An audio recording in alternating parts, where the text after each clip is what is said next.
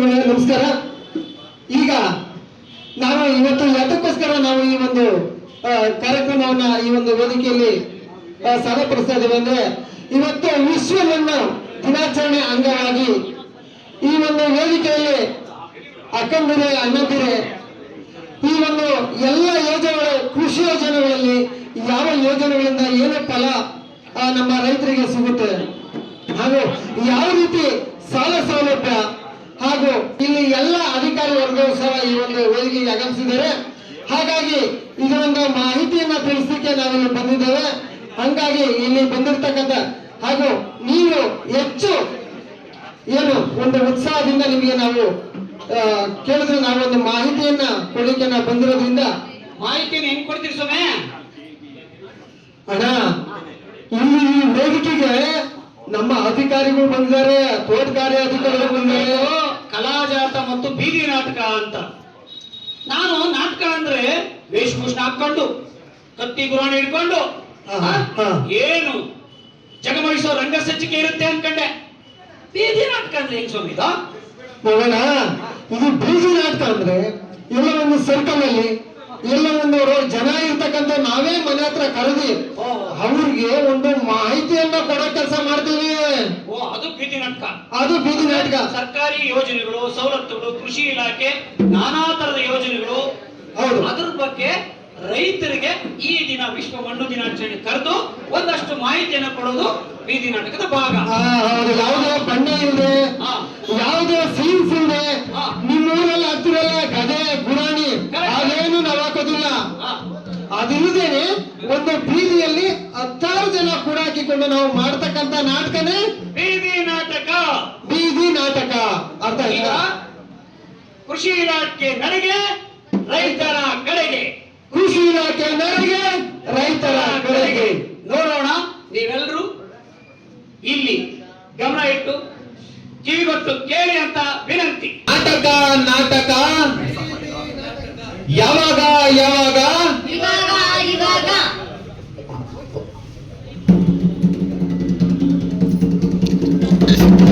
ಏನಾದ್ರೂ ನೀವು ನನ್ನ ಗಂಡನ ನೋಡೋದ್ನ? ಅಯ್ಯೋ ಅಯ್ಯೋ ಅಯ್ಯೋ, ನಾನೇನಪ್ಪ ಮಾಡೋದು ಇವಾಗ? ಜನ ಎಲ್ಲ ನನಗೆ ಕೇಳ್ತಾರೆ, ಎಲ್ಲೋದಮ್ಮ ನಿನ್ ಗಂಡ, ಎಲ್ಲೋದಮ್ಮ ನಿನ್ ಗಂಡ ಅಂತ. ಆದ್ರೆ ಏನ್ ಮಾಡೋದು, ನನಗೆ ಉತ್ತರ ಕೊಡಕ್ಕಾಗ್ತಾ ಹಿಂಗೆ ರೋಡು ಬೀದಿ ಬೀದಿ ಹುಡುಕ್ಲಾಡ್ಕೊಂಡು ಇವತ್ತು ಇಲ್ಲಿ ಬಂದಿದ್ದೀನಿ. ನೀವೇನಾದ್ರೂ ನೋಡಿದ್ರಕ್ಕ ನನ್ ಗಂಡನ್ನ? ನೀವು ನೋಡಿಲ್ಲ? ನೀವೇನಾದ್ರೂ ನೋಡಿದ್ರಣ್ಣ? ನೀವು ನೋಡಿಲ್ಲ? ಅಯ್ಯೋ, ನನ್ ಕೋಣೆ ಯಾರು ಕೇಳೋರಿಲ್ಲಲ್ಲಪ್ಪ. ಅಯ್ಯೋ, ಯಾಕೆ ಇಲ್ಲಿ ಬಂದು ಹಿಂಗ್ ಗೋಳಾಡ್ತಾ ಇದ್ದಿ? ಏನಾಯ್ತು? ನಿನಗೇನೋ ಹೇಳೋದು, ನನ್ ಗಂಡು 3 ದಿವಸ ಆಯ್ತು ಅದೇನೋ ಕೃಷಿ ಇಲಾಖೆಯಿಂದ ಏನೋ ಮಾಡ್ತೀನಿ ಅವ್ರು ಹೋಗೋ ಮೀಟಿಂಗ್ಗೆಲ್ಲ ನೋಡಕ್ಕಿತ್ ನೀನು. ಆದ್ರೆ 3 ದಿವಸದಿಂದ ಹೊಲ್ದ ಬಿಟ್ಟು ಮನೆಗೆ ಬರಿಲ್ಲ. ಇವತ್ತು ನೋಡ್ತೀನಿ, ಇವತ್ತು ಬರ್ತಾನೆ ನಾಳೆ ಬರ್ತಾನೆ ಅಂತ ಬಂದೇ ಇಲ್ಲ. ನೋಡು, ನನಗನ್ಸುತ್ತೆ ನಮ್ಮ ಕೃಷಿ ಇಲಾಖೆಯವರು ಆವಾಗ ಶೈಕ್ಷಣಿಕ ಪ್ರವಾಸ ಹೊಡೆದಿರ್ತಾರೆ, ವಿವಿಧ ತರಬೇತಿಗಳನ್ನ ರೈತರಿಗೋಸ್ಕರ ಕೊಡ್ತಿರ್ತಾರೆ. ಹಂಗಂದ್ರೆ ಏನು ಅಂತನಾ, ಈಗ ನೀನು ಎದ್ದ ತಪ್ಪ ಹೆಂಗಂದ್ರೆ ಬೆಳಿಗ್ಗೆ ಬೆಳಿತೀಯಮ್ಮ, ನಿಮ್ ಯಜಮಾನ್ರು ಹಾಕ್ತಾರೆ, ಹಾಕಿದ್ದೆ ಹಾಕು. ಅಲ್ಲಿ ಅಕ್ಕಪಕ್ಕದಾಗಿರೋ ಅಣ್ಣ ಮುನಿ ಅಣ್ಣ 2 ಎಕರೆ ಟೊಮೆಟೊ ಹಾಕ್ತಾ ಅಂದ್ರೆ ನಾನೇನ್ ಕಮ್ಮಿ, ಸಾಲ ಆಗ್ಲಿ ಬಡ್ಡಿ ತರ್ಲೆ ನಾನು 3 ಎಕರೆ ಹಾಕ್ತೀನಿ ಅಂತ ಬೀಜ ತಿರುವರೆ ಜಾಸ್ತಿ ನಮ್ಮ ರೈತರು. ಸರಿ, ಕೇಳಿಸ್ಕ, ಬೆಳೀತಕ್ಕಂತ ಕೃಷಿ ಮತ್ತು ತಂತ್ರಜ್ಞಾನ, ವಿಜ್ಞಾನ ಮತ್ತು ತಂತ್ರಜ್ಞಾನ ಮತ್ತೆ ಸಂಶೋಧನೆಯ ಭಾಗವಾಗಿ ಇವತ್ತು ರೈತರು ಕಾಲಕ್ಕೆ ಹವಾಗುಣವನ್ನು ಅನುಸರಿಸಿ, ಆಮೇಲೆ ಒಳ್ಳೆ ತಂತ್ರಜ್ಞಾನ ಅನುಸರಿಸಿ ಬೇಸಾಯ ಮಾಡಬೇಕು. ಅದು ಬಿಟ್ಬಿಟ್ಟು ಅವ್ರ ಮೇಲೆ ಪೈಪೋಟಿ ಮಾಡ್ಕೊಂಡು ಹಾಕ್ತಿವಿ. ಯಾರು ಏನೋ ಬೆಳೆದಿದ್ದು ಬೆಳಿತಾರೆ, ತಗೊಂಡೋಗಿ ರೋಡಕ್ಕೆ ಸುರಿತಾರೆ. ಟೊಮಾಟೊ ಸುರಿದವ್ರೆ ಎತ್ಕೊಂಡೋಗಿ ಚರಂಡಿಗೆ ಹಾಕ್ತಾರೆ. ಈ ತರ ರೈತರು ಹೆಂಗಂದ್ರೆ ಹಂಗೆ ಅಸ್ತವ್ಯಸ್ತವಾಗಿ ಕೃಷಿ ಮಾಡೋದು ಬೇಡ, ಅದಕ್ಕೊಂದು ಪದ್ಧತಿ ಐತೆ, ಅದಕ್ಕೊಂದು ತರಬೇತಿ ಐತೆ ಅಂತ ಸಾಕಷ್ಟು ತರಬೇತಿಗಳನ್ನ ನಮ್ಮ ಕೃಷಿ ಇಲಾಖೆ ಕೊಡ್ತಾ ಇರ್ತದೆ. ಅದಕ್ಕೆಲ್ಲ ಹೋಗಿರ್ಬೋದು. ಇಲ್ಲ ಏನಮ್ಮ ಶೈಕ್ಷಣಿಕ ಪ್ರವಾಸದ ಬಸ್ ಹೋಗ್ತಾರೆ ನೋಡ.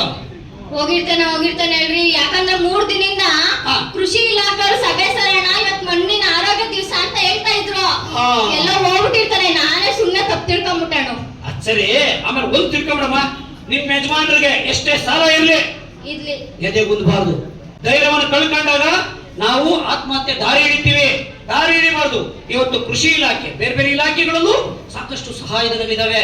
ಈ ಉದಾಹರಣೆಗೆ ಕೃಷಿ ಹೊಂಡ ತೋರಿಸ್ಕೊಳ್ಳಕ್ಕೆ 90% ಸಹಾಯಧನ ಹಣ ಸಿಗ್ತದೆ. ಆಮೇಲೆ ಅದು ಬೇಲೆ ಹಾಕೊಳ್ಳಕ್ಕೆ ಹಣ ಸಿಗ್ತದೆ, ಬದುಗಳು ಹಾಕೊಳ್ಳಕ್ಕೆ ಹಣ ಸಿಗ್ತದೆ. ಬೇರೆ ಬೇರೆ ರೀತಿಯಾಗಿರ್ತಕ್ಕಂಥ ಕೃಷಿ ಇವಾಗ ಉತ್ತಮ ಗುಣಮಟ್ಟದ ಬಿತ್ತನೆ ಬೀಜಗಳನ್ನ ಕೊಡ್ತಾರೆ, ಅದು ಕಡಿಮೆ ದರದಲ್ಲಿ. ಈಗ ಕೃಷಿ ಯಂತ್ರದ ಯೋಜನೆ ಅಡಿಯಲ್ಲಿ ನಮ್ ಟ್ರ್ಯಾಕ್ಟರ್ ಇಲ್ಲ, ಮೊದಲು ಎತ್ತುಗಳು 7 ಜೋಡೆತ್ತುಗಳು ಕೊಂಬುಗಳು ಸಾಕಾದ ಕಟ್ತಾ ಇದೆ. ಮನೆಗೂ ಎತ್ತು ನಿಂತಲ್ಲಣ್ಣ. ಅಯ್ಯ ನಮ್ಮನೆಗೂ ಟ್ರ್ಯಾಕ್ಟರ್ ಕೊಟ್ಟವ್ರೆ, ಸಬ್ಸಿಡಿಗೆ ಟ್ರ್ಯಾಕ್ಟರ್ ತಗೊಂಡ್ಬಂದವ್ರೆ. ಅದಕ್ಕೆ 3 ದಿನದಿಂದ ಬಂದಿಲ್ಲ ಅನ್ಕೊಂಡ್ಬಿಟ್ಟು ಎಲ್ಲ ಕರ್ಕೊಂಡು ಹೋಗ್ಬಿಟ್ಟವ್ರೆ ಅನ್ಕೊಂಬಿಟ್ಟೆ. ಆಮೇಲೆ ಗೊತ್ತಾಗಿತ್ತು ನಂಗ. ರೈತರಿಗೆ ಆ ಬುದ್ಧಿ ಎಲ್ಲ ಇಲ್ಲ, ನೀನ್ ಹಂಗೆಲ್ಲ ತಿಳ್ಕೊಳಕ್ ಹೋಗ್ಬೇಡ. ಒಂದು ವೇಳೆ ಹಂಗಾಗಿರ್ತದೆ, ತರಬೇತಿಗೆ ಹೋಗಿರ್ಬೋದು, ಶೈಕ್ಷಣಿಕ ಪ್ರವಾಸಕ್ಕೆ ಹೋಗಿರ್ಬೋದು. ಆಮೇಲೆ ಹೆಣ್ಣು ಮಕ್ಕಳು ಕೂಡ FPO ಅಂದ್ರೆ ಫಾರ್ಮರ್ಸ್ ಪ್ರೊಡ್ಯೂಸರ್ಸ್ ಆರ್ಗನೈಸೇಷನ್ ಅಂದ್ರೆ ರೈತ ಮಹಿಳಾ ಉತ್ಪಾದನಾ ಸಂಘಗಳು. ಇದಕ್ಕೆ ಸರ್ಕಾರ ಸಾಕಷ್ಟು ದುಡ್ಡನ್ನು ಖರ್ಚು ಮಾಡ್ತಾ ಇದೆ. ಕೃಷಿ ಇಲಾಖೆಯಿಂದ ಸಾಕಷ್ಟು ಸವಲತ್ತುಗಳು ಸಿಗ್ತಾ ಇದೆ. ಅಂತ ಯೋಜನೆಗಳನ್ನ ನೀವು ಹೆಣ್ಮಕ್ಳೆಲ್ಲ ಯಾಕೆ ಸೇರ್ ಮಾಡಬಾರ್ದು? ಒಂದು ಸಂಘನ ರೈತ ಉತ್ಪಾದಕ ಮಹಿಳೆಯರ ಸಂಘ ಅಂತ ಯಾಕೆ ಕಟ್ಕೋಬಾರ್ದು? ಸಾಕಷ್ಟು ಅದರಿಂದ ಲಾಭಗಳಿವೆ. ನೀವು ಕೂಡ ಗಂಡು ಮಕ್ಕಳಿಗೆ ಮನೆಯವರಿಗೆ ಕೈ ಜೋಡಿಸಿದಾಗ ಎಷ್ಟೋ ಅನುಕೂಲ ನಿಮ್ಗೂ ಆಗ್ತದೆ ಅಲ್ವಾ? ಹೌದೌದು. ಆದ್ರೆ ಈ ಸಂಘ ಮಾಡಕ್ ಹೆಣ್ಮಕ್ಳು ಯಾರಾದ್ರೂ ಸೇರ್ಬೇಕಲ್ಲ? ಯಾಕೆ ಸೇರಲ್ಲಮ್ಮ?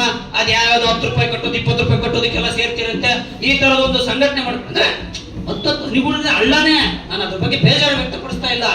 ಈ ತರದ ಒಂದು ಸದುಪಯೋಗ ಇರೋದ್ರಿಂದ ಮಹಿಳಾ ಉತ್ಪಾದಕ ಸಂಘಗಳನ್ನ ರೈತ ಮಹಿಳೆಗೆ ಮಾಡಿದಾಗ ಮಾದರಿ ಆಗ್ತೀರಿ. ಸಾಕಷ್ಟು ಸವಲತ್ತುಗಳು ಸರ್ಕಾರದಿಂದ ಸಿಗ್ತವೆ, ಅದನ್ನ ಬಳಸ್ಕೊಳ್ಳಿ. ಆಮೇಲೆ ನಿಮ್ಮ ಯಜಮಾನ ಸಾಲ ಹೊಲ ಮಾಡ್ಬಿಟ್ಟವನೇ ಬಡ್ಡಿಗೆ ತರೋದು ಕಷ್ಟ ಆಗ್ತದೆ ಅಂತೇಳಿ ತಲೆ ಕೆಟ್ಟನ ಆತ್ಮಹತ್ಯೆ ಮಾಡ್ಕೊಂಡ್ರೆ ಅದಕ್ಕಿಂತ ದುರಂತ ಇನ್ನೊಂದಿಲ್ಲ. ಇವತ್ತು ರೈತರು ಆತ್ಮಹತ್ಯೆ ಮಾಡ್ಕೊಳ್ಳೋದು ಒಂದೇನೆ, ದೇಶನ ಇಡೀ ಒಂದೇ ಸರಿ ನೇಣಾಕೋದು ಒಂದೇನೆ. ಯಾಕೆ ಅಂತಂದ್ರೆ ರೈತ ಅನ್ನೋದು ಅಷ್ಟು ಈ ಹೊರಗಡೆ ಯೋಧ ಯಾವ ರೀತಿ ಗನ್ನನ್ನು ಹಿಡಿದು ಬಂದೂಕು ಹಿಡಿದು ತನ್ನ ಪ್ರಾಣವನ್ನೇ ಬದಿಗೊತ್ತಿ ದೇಶ ಕಾಯ್ತಾನೆ, ಒಳಗಡೆ ದೇಶ ಕಾಯೋದೊಂದೇ ರೈತ ನಮ್ಮ ದೇಹಗಳನ್ನ ಕಾಯ್ತಾನೆ. ಒಳ್ಳೆಯ ಆಹಾರವನ್ನ, ತರಕಾರಿಗಳನ್ನ, ದ್ವಿದಳ ಧಾನ್ಯಗಳನ್ನ ಬೆಳ್ಕೊಟ್ಟು ನಾವೆಲ್ಲರೂ ಕೂತ್ಕೊಂಡು ಕಾಲ ಮೇಲೆ ಕಾಲ ಹಾಕೊಂಡು ಎಲ್ಲ ಆಫೀಸ್ಗಳು ಕೆಲಸ ಮಾಡ್ಕೊಂಡು ರೈತರು ಬೆಳೆದಿರೋ ಅನ್ನವನ್ನ ತಿನ್ಕೊಂಡು ಕಾಲ ಹಾಕ್ತಿವಿ. ಆದ್ರೆ ಅಂತ ರೈತನೇ ಇವತ್ತು ಮನುಷ್ಯಂತಿ ಕೆಡಿಸ್ಕೊಂಡು ತಲೆ ಕೆಡಿಸ್ಕೊಂಡು ಸಾಲ ಜಾಸ್ತಿ ಆಯಿತು ಅಂತ ಪ್ರಾಣನ ಬದಿಕೊಟ್ರೆ ಕುಟುಂಬಗಳು ಬೀದಿ ಬರ್ತವೆ, ಮಕ್ಕಳು ಬೀದಿ ಬರ್ತಾರೆ. ನಾನೊಬ್ರು ಹೋಗ್ಬಿಟ್ರೆ ಸಾಕು ಅಂತ. ಯಾಕೆ? ಸಾಲ ಕೊಟ್ಟರು ಸುಮ್ಮನೆ ಬಿಡ್ತಾರೆ ಮಗ? ಬಿಡ್ತಾರೆ ಅಣ್ಣ? ಇಲ್ಲ, ಇನ್ನಷ್ಟು ನೋವು ಕೊಡ್ತಾರೆ, ಇನ್ನಷ್ಟು ಬಾಧೆ ಕೊಡ್ತಾರೆ, ಕುಟುಂಬಗಳು ಬೀದಿ ಪಾಲಾಗ್ತದೆ. ಇದ್ದು ಜಯಿಸಬೇಕು. ಅದಕ್ಕೆ ನಮ್ಮ ಕೃಷಿ ಇಲಾಖೆಯಿಂದ ಸಾಕಷ್ಟು ಯೋಜನೆಗಳನ್ನ ಸರ್ಕಾರ ಜಾರಿಗೆ ತಂದಿದೆ. ಅದನ್ನ ನಾವೆಲ್ಲರೂ ಸದ್ಬಳಕೆ ಮಾಡ್ಕೊಂಡ್ರೆ ಸಾಕು. ಒಳ್ಳೆ ಮಾದರಿ ರೈತರಾಗ್ಬೋದು, ಕೃಷಿ ಪಂಡಿತ ಪ್ರಶಸ್ತಿನೇ ಗಳಿಸ್ಬೋದು.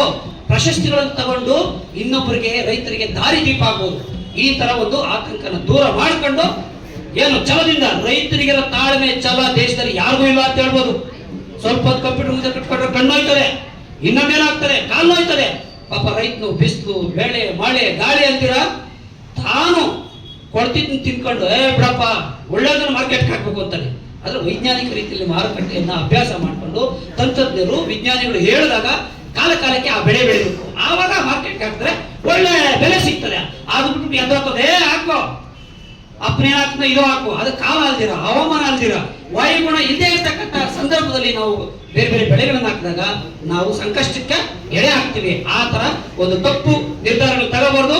ನಮ್ಗೆ ಇಲಾಖೆಗಳಿದ್ದಾವೆ, ವಿಜ್ಞಾನಿಗಳಿದ್ದಾರೆ, ಕೃಷಿ ಅಧಿಕಾರಿಗಳಿದ್ದಾರೆ, ಎಲ್ಲಾ ರೀತಿಯಾಗಿರ್ತಕ್ಕಂಥ ನಿಖರವಾದ ಮಾಹಿತಿಯನ್ನು ಕೊಡ್ತಾರೆ. ಕಾಲ ಕಾಲಕ್ಕೆ ಹವಾಮಾನವನ್ನ ಅನುಸರಿಸಿ ಕೃಷಿಯನ್ನು ಮಾಡಿದಾಗ ವಿಶ್ವ ಮಣ್ಣಿನ ದಿನಾಚರಣೆ ಬಗ್ಗೆ ಇವತ್ತು ವಿಜ್ಞಾನಿಗಳು, ಕೃಷಿಕರು, ರೈತರು ಉದ್ದೇಶಿಸಿ ಅಧಿಕಾರಿಗಳು ಮಾತಾಡ್ತಾರೆ. ಹೆಚ್ಚಿನ ಮಾಹಿತಿನ ಅಲ್ಲೇ ತಿಳ್ಕೋಬಹುದು. ಹೋಗೋಣ? ಬಮ್ಮ ಬಮ್ಮ ಬಮ್ಮ.